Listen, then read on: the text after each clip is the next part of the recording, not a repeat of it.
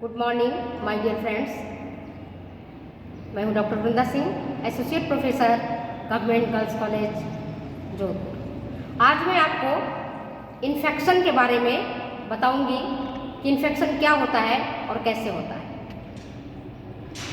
मेरे प्यारे बच्चों, आप जानते हो कि हम क्यों बीमार पड़ते हैं?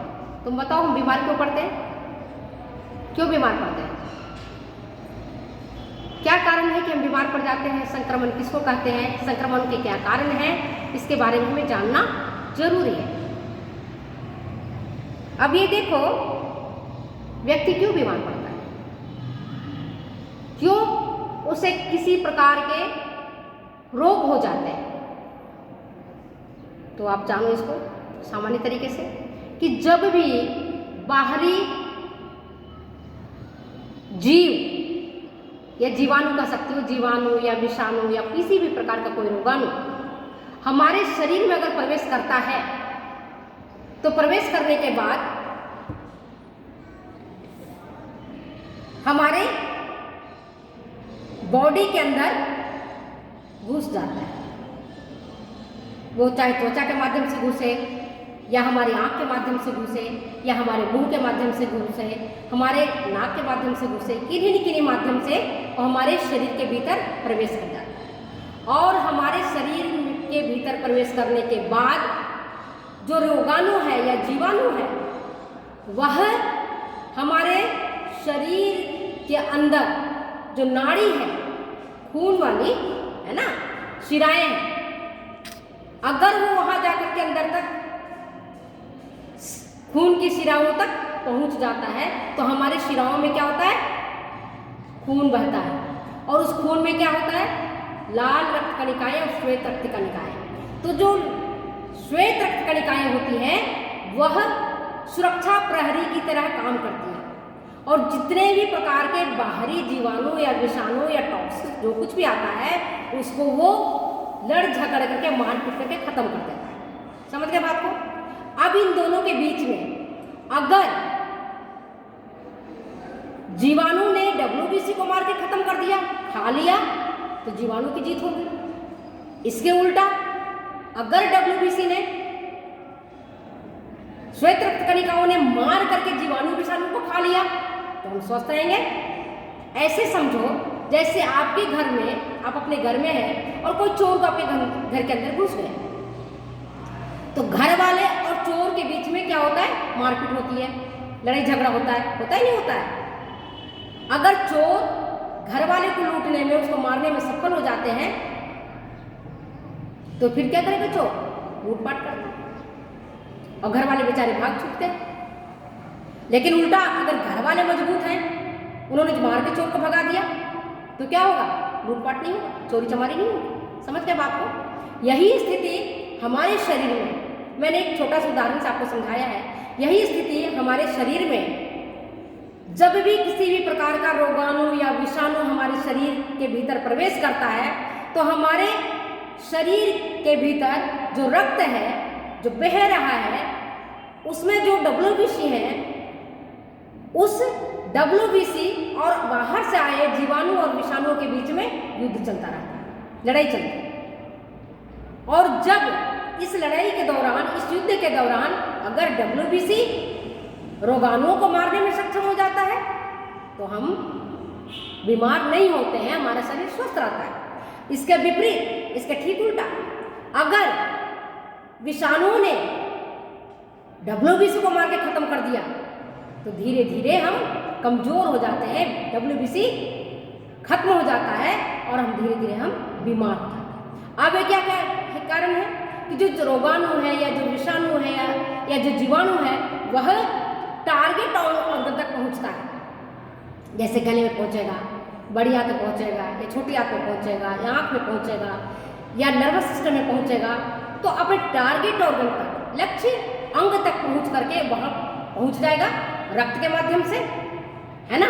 और पहुंचने के बाद वो धीरे धीरे, है ना, अपना साम्राज्य जमा लेता है। वहां जाकर बड़ी तेजी से गुणन क्रिया के द्वारा वंश वृद्धि करता है।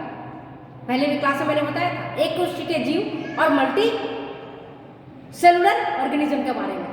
तो ये जीवाणु या विषाणु है, ये सब यूनिसेलुलर ऑर्गेनिज्म है जो बड़ी तेजी से, वेरी रैपिडली क्या करता है, वंश वृद्धि करता है, रिप्रोडक्शन करता है और अपनी संख्या खूब बढ़ा लेता है। जैसे 2, 2 से 4, 4 से 8, 8 से 16, 16 से 32, 32 से 64, इस तरह से बढ़ते बढ़ते हजारों लाखों करोड़ों की संख्या में उपस्थित हो जाता है।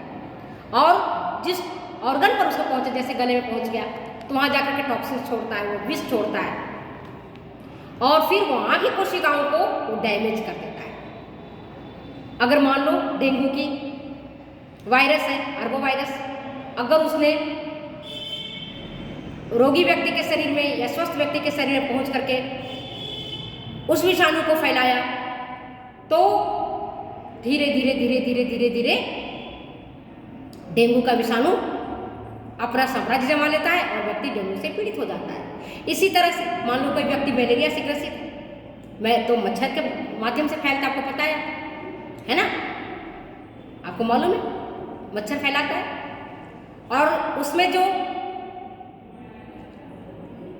रोगाणु होते हैं उसका नाम होता है प्लाज्मोडियम, प्लाज्मोडियम वाइवेक्स या प्लाज्मोडियम फैल्सीपेरम, कई प्रकार की है प्लाज्मोडियम प्रजाति के जो भी रोगाणु हैं वो आपके बॉडी में प्रवेश कर जाते हैं और फिर धीरे धीरे धीरे धीरे करके वो अपना आरबीसी पर अटैक करता है, लाल रक्त कणिकाओं को ही खाना शुरू कर देता है। धीरे धीरे व्यक्ति कमज़ोर हो जाता है और जब व्यक्ति कमज़ोर हो जाएगा उनकी वर्किंग कैपेसिटी घट जाएगी, व्यक्ति अधिक कमज़ोर हो जाएगा और उस व्यक्ति में रोग के लक्षण उत्पन्न हो जाएंगे।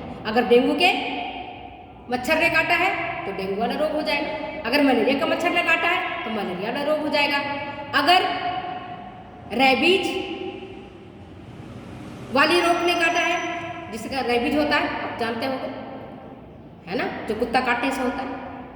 इसी प्रकार से अगर डिप्थेरिया है तो डिप्थेरिया के अगर रोगाणु ने, डिप्थेरिया फैलाने वाला रोगाणु ने अगर व्यक्ति के शरीर में प्रवेश किया है तो डिप्थेरिया जैसे रोग हो जाएगा। तो जितने भी अभी जो मैंने आपको बताया कि रोगाणुओं और हमारे WBC के बीच में झगड़ा चलता है, लड़ाई चलता है और इस लड़ाई झगड़े के बीच में जिसकी जीत होती है, WBC जीत गया, रोगाणु विषाणुओं को मार के खा गया, खत्म कर दिया, हम स्वस्थ रहे, हमें कोई बीमारी नहीं। इसका उल्टा अगर रोगाणुओं ने हमारे WBC को खत्म कर दिया, हम रोगग्रस्त हो गए। तो आप समझ में आ गया होगा कि संक्रमण किसको कहते हैं। अब देखते हैं रोग को फैलाने वाले कौन कौन से सोर्सेज हैं, सोर्सेज ऑफ डिजीजेज, रोग को कौन कौन से फैलाते हैं। तो रोग किसके कारण से फैलता है ये अब जाओ। पहला है जल, भोजन, पेय पदार्थ और दूध से फैलने वाले रोग, जैसे कंटामिनेटेड आपने वाटर पी लिया, आपने सड़ा गला फल खा लिया या बासी भोजन खा लिया, या पेय पदार्थ जैसे छाछ, लस्सी, ये थोड़े खराब हो गए उसको भी हमने गटक लिया, या दूध जो ठीक प्रकार से उबला हुआ नहीं है, या दूध हमारा खराब हो गया उसके बाद भी हमने पी लिया। तो जो दूध, जल, पेय पदार्थ से फैलने वाले रोग हैं उनमें आता है, उसके नाम है हैजा, टाइफाइड, डिप्थीरिया, ये सब जलवाहित, दुग्धवाहित और पेय पदार्थ से फैलने वाले रोग हैं। दूसरा होता है वायरस और वायुवाहित रोग, मतलब जो रोग हवा के माध्यम से फैलता है, एयरबॉर्न डिजीज कहलाता है। आपको पता होना चाहिए मेरे प्यारे बच्चों कि हवा में अनेक प्रकार के जीवाणु और विषाणु तैरते रहते हैं, रोगाणु तैरते रहते हैं। अभी मैंने बताया नाक के माध्यम से, हमने सांस के माध्यम से हमारे शरीर के भीतर प्रवेश किया, है ना, और रोग को फैलाया। तो वायरस और वायुवाहित रोग हैं, याद रखिएगा, चेचक जिसको स्मॉल पॉक्स बोलते हैं, छोटी माता जिसको हम चिकन पॉक्स कहते हैं, काली खांसी जिसको हम व्होपिंग कफ कहते हैं, क्षय रोग अंग्रेजी में ट्यूबरकुलोसिस बोला जाता है, और पोलियो। समझ गए? ये सारे जो हैं ये वायरस और वायुवाहित रोग हैं। तीसरा होता है कीट और जीव जंतुओं द्वारा फैलने वाला रोग। कीट और जीव जंतुओं से कौन कौन से रोग फैलते हैं अभी मैंने आपको बताया, जैसे मलेरिया कैसे फैलेगा, मलेरिया का मच्छर से, ट्यूलेक्स नाम की एक मच्छर होती है ना, एनोफिलीज, एनोफिलीज मच्छर का नाम सुना है? तो मादा मच्छर जो होती है ना उसके माध्यम से फैलता है। फाइलेरिया ये भी मच्छरों से फैलता है, और डेंगू वो भी मच्छर से फैलता है। इसके बाद है प्रत्यक्ष संपर्क द्वारा फैलने वाले रोग। प्रत्यक्ष संपर्क से फैलने वाले रोग कौन कौन से हैं? प्रत्यक्ष संपर्क में तो डायरेक्ट कॉन्टैक्ट, आपसे मेरा प्रत्यक्ष संपर्क हुआ और ये रोग फैल गया, जैसे हाइड्रोफोबिया, जल संक्रास, जिसको भी मैंने रेबीज का है ना, कुत्ता के काटने से फैलता है। कुत्ता ने किसी व्यक्ति को काटा और वह व्यक्ति जिसको रेबीज से जो ग्रसित है, वह व्यक्ति अगर अपनी, जैसे बच्चा छोटा है, उस बच्चे को कुत्ते ने काट लिया और उस जो वायरस है वह वायरस रोगी व्यक्ति के शरीर पहुंच गया, तो अगर वो बच्चा अपनी माँ को काट लेता है दांत से या किसी भी व्यक्ति को काट लेता है तो फिर ये बीमारी उसको भी हो जाती है। तो प्रत्यक्ष संपर्क फैलने वाला रोग है हाइड्रोफोबिया, वेनेरियल डिजीज जिसको गुप्त रोग कहते हैं, है ना, जो आपके सेक्सुअल माध्यम से फैलता है। जब कोई व्यक्ति गुप्त रोग से पीड़ित है और उसके साथ कोई स्वस्थ व्यक्ति अपनी यौन संपर्क स्थापित करता है, सेक्सुअल रिलेशनशिप रखता है, तब उसको भी ये रोग हो जाता है, जिसको कहते हैं venereal disease. Tetanus, trachoma, scabies, ये सारे रोग के नाम हैं जो कि आपको रोग को फैलाते हैं। और पांचवा है कृमि रोग। कृमि रोग है ना, वॉर्म डिजीज, जिसमें round worm, thread worm, hook worm, guinea worm, ये सारे कृमि रोग हैं जो कि आपके फैलते किससे हैं? कृमि से। ये कृमि कहाँ होते हैं? छोटे छोटे जो मिट्टी है, मतलब आपके बहुत छोटे छोटे होते हैं, सूक्ष्म होते हैं, और कई बार आप आंखों से देख सकते हो, दिखता है आपको, सब्जियों के ऊपर रहते हैं। जो गंदी पानी से या गंदे जगहों में जो सब्जियां उगाए जाते हैं, फल उगाए जाते हैं, इसमें खास करके कृमि के अंडे मिलते हैं और कृमि की छोटी छोटी कृमि भी उसमें पाए जाते हैं। अगर उसको आपने बिना धोए आपने खा लिया, या अपने पालक की साग है, चौलाई की साग है, या कोई और साग है, उसको ढंग से आपने नहीं काटा, ढंग से नहीं धोया, तो वो कृमि या कच्चा आपने खा लिया, जैसे कई लोग ऐसे चना के साग खा लेते हैं, खेसारी का साग ऐसे खा लेते हैं, या सरसों का साग ऐसे चबा के खा लेते हैं, तो उसमें अगर ये कृमि है ना, तो व्यक्ति के पेट में पहुंच करके ये रोग फैलाने का काम करता है। इसी प्रकार से छोटे बच्चे देखते हो जमीन से उठा उठा के मिट्टी खाते हैं, जमीन में चीज़ों को फैला देंगे, फिर उठा उठा के खाएंगे, तो इसके कारण भी ये फैलता है। समझ गए? और जो छठे प्रकार का रोग फैलने के कारण है वो है प्रोटोजोआ। प्रोटोजोआ भी रोगों को फैलाता है। जैसे भी मैंने आपको बताया, मलेरिया में प्लाज्मोडियम वाइवेक्स एक प्रकार का प्रोटोजोआ, एंटामीबा हिस्टोलिटिका जिसके कारण पेचिस हो जाती है, दस्त होने लगता है, ये भी रोग को फैलाने का काम करता है। तो मैं समझती हूँ कि आप काफ़ी कुछ समझ गए होंगे। अब संक्रमण के बारे में जो मैंने आपको इतना डिटेल्स बताया होगा, आपको समझ में आ गया होगा। इसको अगर हम डिफाइन करेंगे तो कैसे डिफाइन करें, डिफाइन करना सीखो। अब मैं आपको बताती हूँ कैसे डिफाइन करें कि जब स्वस्थ व्यक्ति के शरीर में रोगाणुओं का प्रवेश हो जाता है किन्हीं न किन्हीं माध्यम से, चाहे वो सांस के माध्यम से हो या भोजन के माध्यम से हो या पानी के माध्यम से हो, है ना, तो वो रोगाणु शरीर में पहुंच करके गुणन क्रिया द्वारा वंश वृद्धि करते हैं और व्यक्ति में रोग को उत्पन्न करते हैं, जिससे उस व्यक्ति के शरीर में कुछ लक्षण और संकेत उत्पन्न हो जाते हैं और उसका स्वास्थ्य स्तर गिरने लगता है। और जब स्वास्थ्य स्तर गिरने लगता है और व्यक्ति बीमार रहने लगता है, इसका मतलब है व्यक्ति संक्रमित हो गया है, वह संक्रमण का शिकार हो गया है। और स्वास्थ्य स्तर गिरना, रोगाणुओं का, विषाणुओं का उसके भीतर प्रवेश करना, यही संक्रमण कहलाता है।